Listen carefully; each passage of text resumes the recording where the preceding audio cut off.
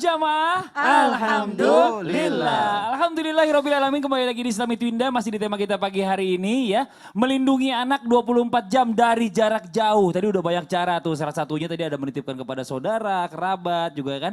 Menaruh di tempat yang baik ya. Tapi sekarang kita mau lanjut lagi, tapi sebelumnya kita akan melihat dulu ada tayangan nih. Ada sebuah tayangan tentang tangis kerinduan anak ketika menuntut ilmu di pondok pesantren. Ini tayangannya.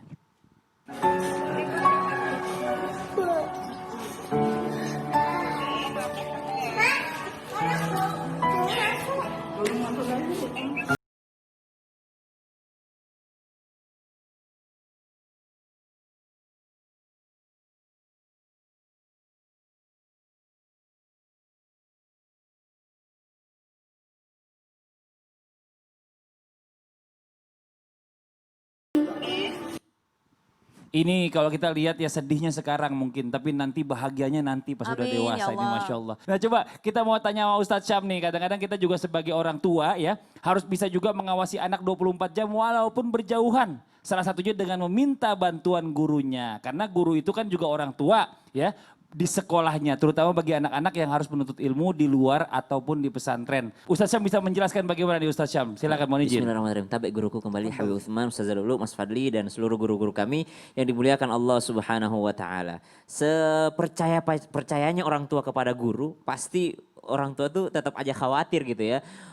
Bapak kami dulu itu kan karib juga dekat sama kiai kami di pesantren. Tapi bapak kami tuh selalu ngintip gitu. Datang hampir tiap pekan orang tua kami datang untuk menjenguk anaknya di pondok. Kenapa? Karena tetap kerinduan dan takut anaknya kenapa-kenapa di pesantren. Karena tetap bagaimanapun ketika anak-anak berkumpul pasti nggak mungkin akur melulu gitu kan. Pasti ada seniornya lah, yang jahil lah atau apalah yang jahil lah gitu ya. Mungkin kalau kita di pondok dulu dititipin kue sama orang tua tuh kadang ngejarinnya kue keliru juga ya. Nah ini kue kau taruh lemarimu ya, jangan kau bagi-bagi sama temanmu. Nanti kalau lapar bisa kau makan tengah malam segala macam. Jadi biasanya dijailin sama seniornya juga. Tapi subhanallah, menitipkan kepada guru itu adalah sesuatu yang sangat luar biasa.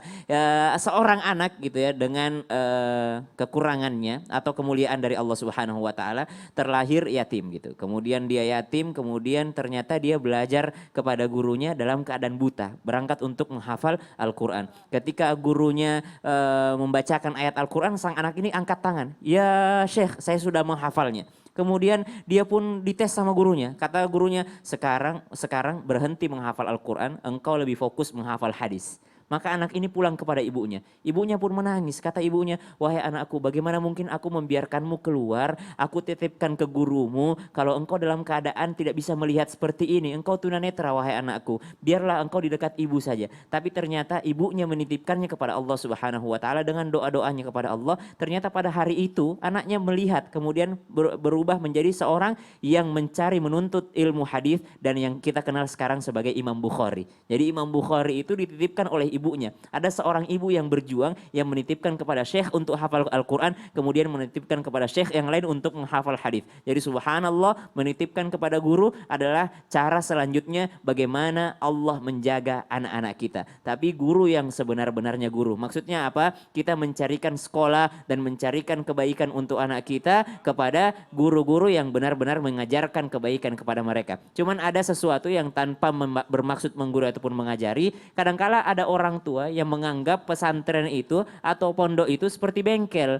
Jadi dia bawa, kalau kata kiai kami, dia bawa mobil rusak, dia pikir habis itu langsung jadi ketok magic gitu. Anaknya langsung bagus pas keluar. Ya mereka mengharapkan. Jadi ketika anaknya keluar nggak bagus, dia mengatakan, ini gurunya gimana sih? Jadi mereka menyalahkan gurunya. Itu manusiawi, tapi ternyata tidak semua yang kita inginkan itu seperti yang kita harapkan yang terjadi gitu. Jadi kita bukan hanya menyalahkan gurunya ketika terjadi apa-apa, tapi dikembalikan kepada diri kita. Tanpa bermaksud menggurui ataupun menceramahi, maka subhanallah di balik peran guru sebagai madrasahnya, ada ibu yang dituntut menjadi madrasatul Ula, ada ayah yang dituntut menjadi seorang kepala sekolahnya gitu, roisnya. Maka yang tetap bertanggung jawab di dunia ataupun di akhirat nanti adalah kedua orang tuanya. Di mana mereka menitipkan di sekolah yang benar, di mana mereka dititipkan di pendidikan yang benar, mengajarkan ilmu agama ketika umur 6 tahun, mengenalkan sholat di umur 6 tahun, lalu memberikan hukuman ketika umur 10 tahun masih tidak mau melaksanakan sholat tersebut. Jadi jangan sampai udah dewasa baru dimasukkan ke pesantren baru nuntut gurunya gitu. Jadi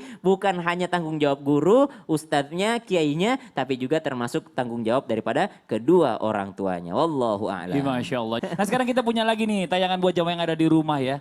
Ini tayangannya saya mau baca ini aja udah pengen netesin air mata nih rasanya nih. Apa sih tayangannya tentang seorang ustadz yang menghentikan ceramahnya dan mengangkat telepon dari ibunya. Ini tayangannya. أقسم بالله زي كانت فوق إيدرين أمي السلام عليكم ورحمة الله أمي لا بس الحمد لله الحمد لله دابا في الدرس أمي وسبحان الله على بر الوالدين أقسم بالله لما حبست الدرس قلت له من دابا غادي نجاوب على أمي سبحان الله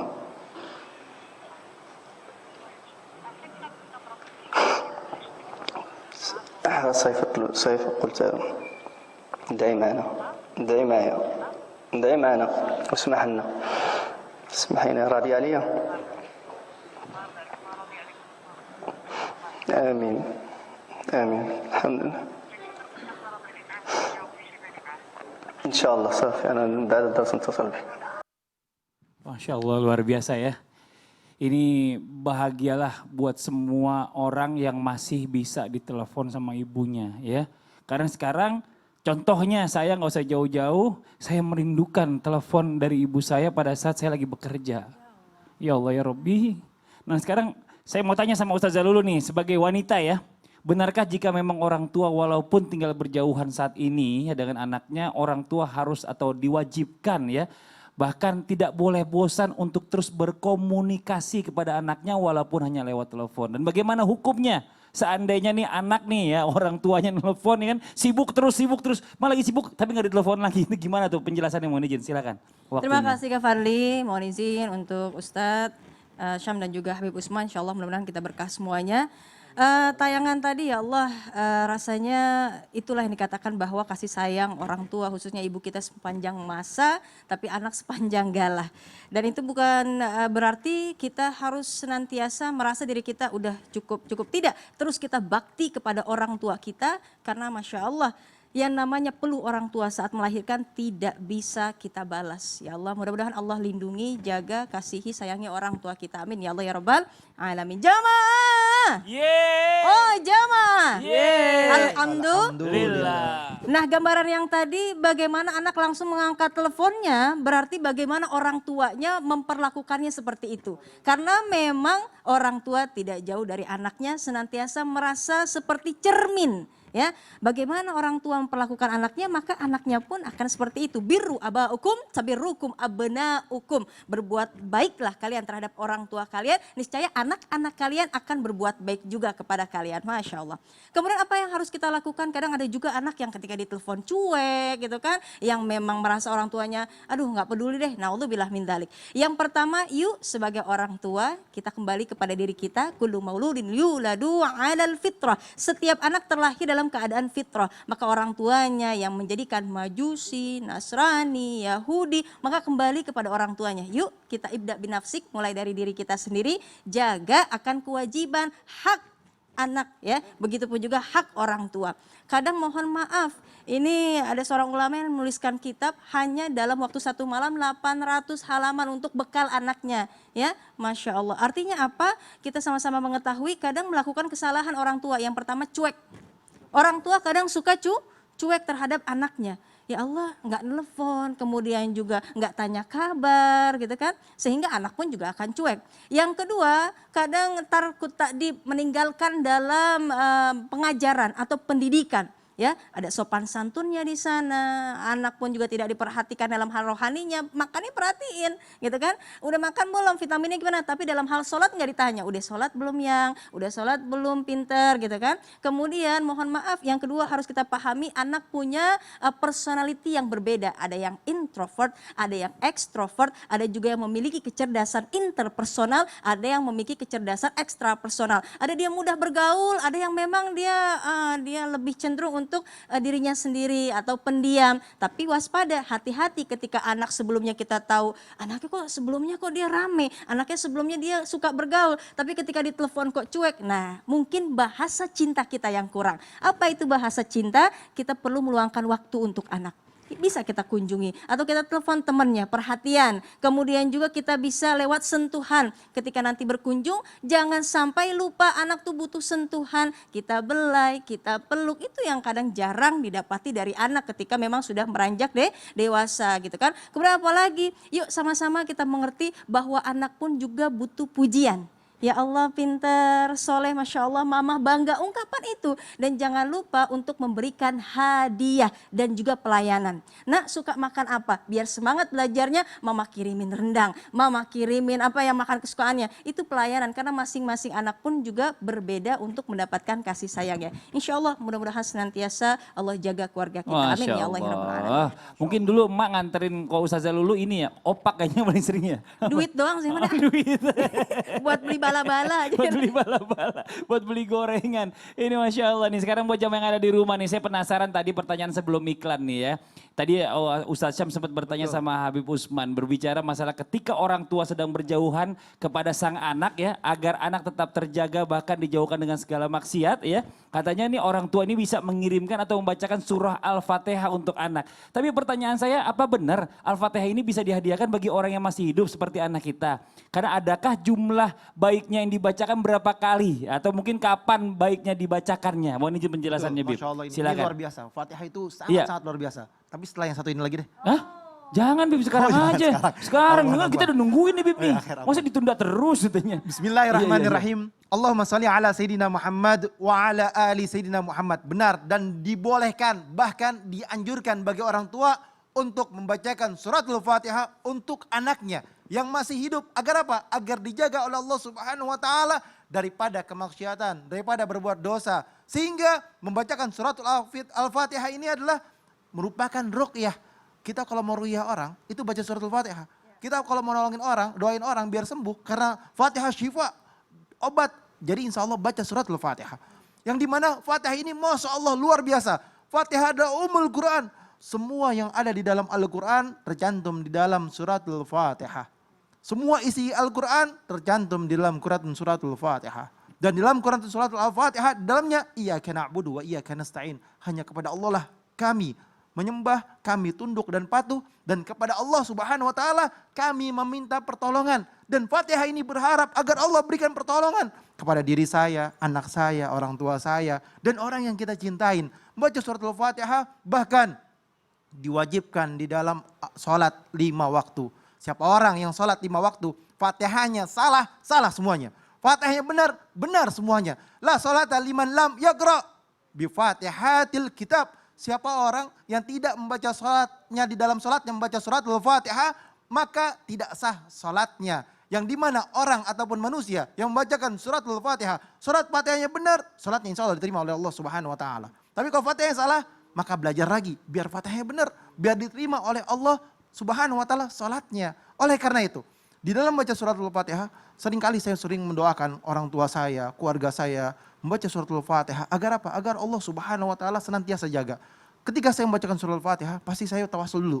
Bertawasul kepada Rasulullah Shallallahu Alaihi Wasallam. Menurut mazhab Imam Syafi'i, menurut para guru-guru saya yang menjelaskan, membacakan tawasul adalah sebuah keharusan. Untuk apa? Untuk mendatangkan sebuah kebaikan, mendapatkan ridhonya Allah dan Rasulnya. Karena apa? Siapa orang yang bersalat kepada baginda Nabi besar Muhammad Shallallahu Alaihi Wasallam, niscaya doanya akan dikabulkan oleh Allah Subhanahu Wa Taala. Al-Fatihah. Bismillahirrahmanirrahim. Khususan Rasulullah Muhammad ibn Abdullah Shallallahu Alaihi Wasallam, washabihi, wazwajihi, waduriyatihi, wahlul baiti, wansari, wasari. Bismillahirrahmanirrahim. Khususan Anbiyaul Mursalin, wal auliya, wassuhada, wassalihin, wal aimatul mujtahidin, ulamil amilin. Bismillah ar-Rahman ar-Rahim, Khulafair Rasyidin al-Mahdin, Sadatina Abi Bakrin wa Umar wa Utsman wa Ali radhiyallahu anhum bakati sahabati wa ani tabi'in bisan ilmuddin. Bismillah khususan niatin buat siapa? Buat ibunya yang pulang rahmatullah, buat keluarganya, atau buat siapa lagi? Buat orang yang kita cintai, ya Allah, agar Allah jaga, Allah lindungin, Allah selamatkan. Yang lagi pesantren, ya Allah, biar dia punya ilmu yang bermanfaat, punya akhlakul karimah yang bagus, adab yang bagus. Doakan, minta kepada Allah, bermunajat kepada Allah Subhanahu wa taala. Mengirim Fatihah berapa kali? Kirim Fatihah bisa juga 1 kali. Bisa juga 7 kali setiap habis sholatnya. Bisa juga 33 kali setiap habis sholatnya. Berapa kali? Ada juga yang baca 121 kali atau 99 kali. Kenapa? Harus ganjil. 313 kali atau 999 kali. Baca Fatihah 121, selawatnya juga 121. Baca Fatihah 33, selawatnya juga 33. Karena setiap orang yang bacakan selawat, maka insya Allah Fatihah dan selawat ini kendaraan dan tiketnya. Insya Allah penghantar daripada doa kita. Bismillah, dawamkan Fatihah, baca surat Al-Fatihah. Fatihah adalah pengabul doa. Bismillah. Ayo doakan anak-anak kita, keluarga Amin. kita, insya Allah jauh daripada maksiat, jauh daripada perbuatan dosa. Masya Allah, Alhamdulillah, jazakallah khairan kasiran, makasih banyak ilmunya. Jadi bicara masalah tentang Al-Fatihah ini dahsyatnya luar biasa ya. Kayak kita nanti perlu lagi membahas lagi bicara masalah tentang keutamaan dari surah Al-Fatihah ini nih buat kita semua ya. Dalam sehari-hari karena memang gampang banget dan ternyata manfaatnya berjuta-juta ini subhanallah. Nah sekarang kita lanjut lagi nih buat jamaah yang ada di rumah, saya masih punya tayangan ya. Tentang ada anak lucu nih. Dia isi doa anak untuk orang tua. Ini tayangannya. Ya Allah, kasih ayah kesehatan ya Allah. Biar ayahnya gak sakit ya Allah. Besok gak kesiangan ya Allah. Besok ayah harus kerja ya Allah. Berdoa lagi, besok ayah harus kerja ya Allah. Kasihan. Nyari incis ya Allah yang banyak buat beli susu dede, biar buat jajan dede. Habis berdoa Ini maknya jahil banget ya. Sekarang kita mau coba nih ya, mau minta nanya juga sama guru kita Ustadz Syam nih. Kita minta adakah atau apakah benar ada juga doa yang dahsyat nih ya.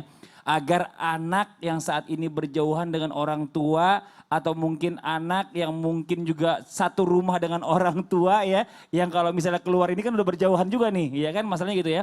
Dengan orang tua bisa terlindungi 24 jam. Bahkan bisa mengikat hati anak agar selalu ingat Allah dan tidak terjebak dalam pergaulan buruk. Mungkin kita perlu belajar nih, saya juga perlu belajar. Apa sih doanya, mohon izin silakan. Baik, bismillahirrahmanirrahim. Tabik guruku Habib Utsman, Masya Allah, Ustazah Lulu, Kak Fadli dan seluruh jamaah yang dimuliakan Allah Subhanahu wa taala.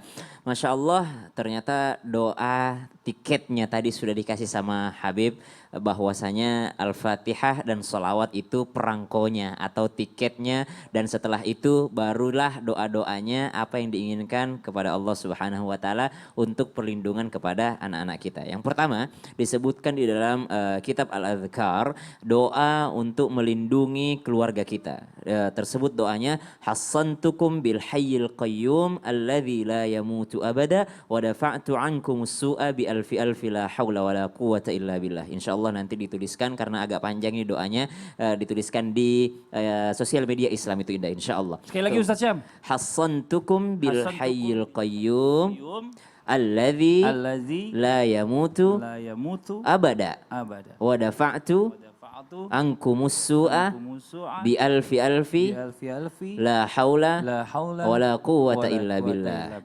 Jadi artinya adalah hassantukum bil hayyil qayyum. Saya membentengi kamu dengan Allah yang maha hidup, Allah yang maha berdiri, alladzi la yamutu abada, yang tidak pernah mati selama-lamanya, wa dafa'tu ankumus su'a, dan saya membentengi kamu wahai anakku atau siapapun itu, wahai anakku, wa dafa'tu ankumus su'a, daripada segala macam kejahatan, bi alfi alfi, dengan berjuta kekuatan dari la haula wala quwwata illa billah. Jadi kalau tadi mengatakan saya membentengi kamu, lalu di akhirnya dia mengatakan tapi saya nggak punya kekuatan gitu. La haula wala quwwata illa billah. Berarti saya sandarkan engkau dengan benteng dari Allah Subhanahu wa taala, karena la haula wala quwwata, karena tidak ada daya, tidak ada kekuatan, tidak ada upaya kecuali daripada Allah Subhanahu wa taala. Ini disebutkan dalam Imam Nawawi di dalam kitab Al-Adhkar. Kemudian ada lagi doa daripada baginda Nabi SAW atau doa daripada Al-Quran ketika Imran membaca wa'idzuha bika wa dzurriyyataha minasyaitonir rajim.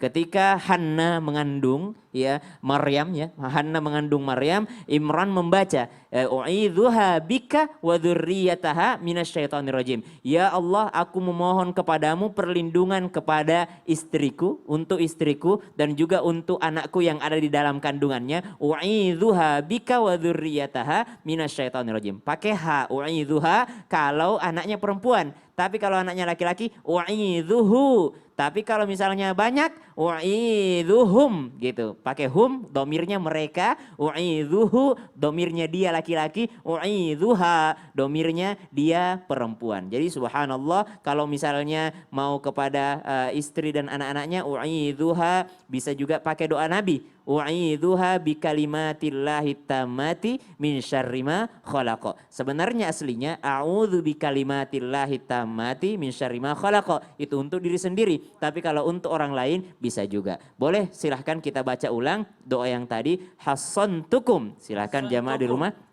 Bil hayyil qayyum Bil hayyil qayyum alladzi la yamutu abada wa dafa'tu ankum as-su'a bi alfi la haula wala quwwata illa billah. Dalam redaksi yang lain menggunakan bila haula wala quwwata illa billah. Redaksi yang lain bila bi alfi la haula wala quwwata illa billah. Jadi disebutkan ada sahabat Nabi yang pernah membaca doa ini. Ketika dia baca, dikabarkan sama sahabat yang lain, ada kebakaran gitu. Dikatakan ada kebakaran. Kemudian kata sahabat Nabi yang ini, kayaknya rumah saya tidak terbakar deh. Kenapa? Kata, saya pernah diajarkan sama Nabi, kalau kau baca ini pasti dilindungi dari segala macam kejahatan. Kata orang itu, semua kebakaran. Pas dia pulang, coba lihat rumahku tidak terbakar. Gitu, jadi subhanallah. Nah, jadi direkap sedikit, Iya. Masya Allahnya, doanya yang Ustadz Sam baca, kendaraannya itu ada Al-Fatihah dan probek hijabnya itu karena doa Sholawat. itu ditutup dengan hijab, Betul. yang robek adalah selawat. Selawatnya. Masya Allah. Sempurna ini, Masya Allah. Sempurna, insya Kita akan Allah. lanjut lagi nih buat jamaah yang ada di rumah, jangan kemana-mana. Setelah ini kita akan menjawab pertanyaan-pertanyaan lagi yang masuk ke sosial media Islami Twindah. Setelah yang satu ini tetap di Islami Twindah. Jamaah, jamaah. Alhamdulillah.